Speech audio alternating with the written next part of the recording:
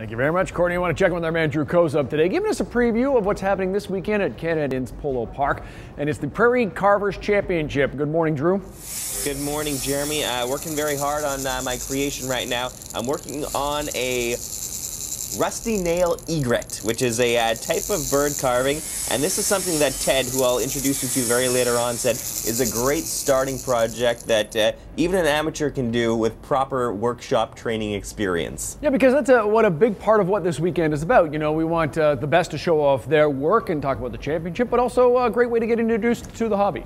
Well, you know, you see these things in people's houses sometimes, you go, oh, that looks really nice, and you never really think, oh, I could make that, but it is actually something that you can do with proper instruction. So the event that's coming up is a great introduction to that. And to tell us a little bit more about that, I want to introduce you now to Ted Muir. Now, you're the founder of the Prairie Canada Carvers Association. That's right, lucky me. Lucky you, well, lucky the rest of us, because you guys have been around for a very long time, and April 6th and 7th, that is the big event, correct? We're at Canadian Polo Park on St. Matthews, and that's our 27th anniversary, and we'll have something like 300 carvings on display throughout the weekend. The Sunday, the 7th, is actually by far the best day to come because the judging is complete and people can get close to the carvings, and there's lots of activities going on throughout the day. So that's your chance to see some of the most polished, the most proud carvings from carvers from across the province, but a lot of great things for people to get introduced to the world of carving, because there's some great things that we can take advantage of as well. If you've got little kids, they can actually work on some carvings and have something they can take home, correct? Yeah, there's some projects for children. We've got a miniature little wooden owls that kids can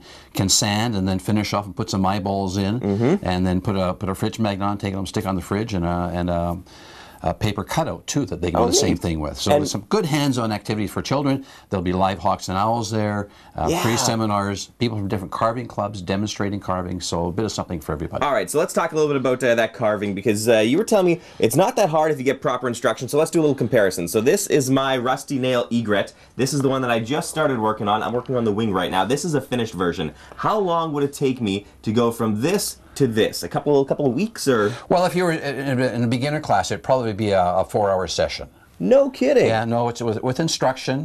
You can whip them off in short order. Yeah. So, as far as getting started, do we need to have any like special skills or prerequisites before we sign up for a workshop with the Prairie Canada Carvers Association? No, this is a good introductory level workshop, and all you have to have is just a willingness to take the workshop and come out and bring some tools, and we'll walk you through it, and you'll have fun, and you'll end up with a finished piece that you'll be proud of. And really interesting stuff that you guys are doing, because there's all different kinds of categories, and it really shows off the skill and the challenge of creating a realistic looking carving, including this particular category. Tell me about cocktail carvings. Well, cocktail carvings are unique. 26 years ago, we started a cocktail duck category, and the whole idea was that you would carve a little duck that would float in the rim of a cocktail glass.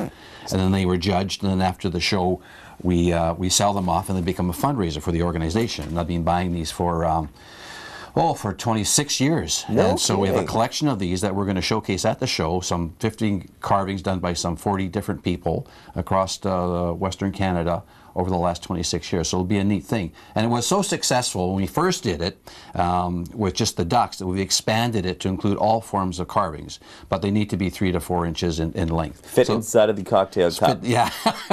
Now we don't put them in cocktail glasses anymore because some of them don't lend themselves to that. Yeah. But that was the origin of that particular carving category. Gotcha. And it's been a roaring success, and it is delightful. And people can come out at the auction on the Sunday, and they have an opportunity to buy one of these. Okay. Plus, we'll have carvings that are on sale at the show also. So beautiful. So if you're looking for that maybe perfect Mother's Day gift, because that's coming up, and that's always hard to buy for, something great to check out, or a nice introduction to the workshops and world of carving, plus the live birds you mentioned. If you want more details on the show, just go to our website at breakfasttelevision.ca. Taking a quick break here on BT, but more carving later to come today on City.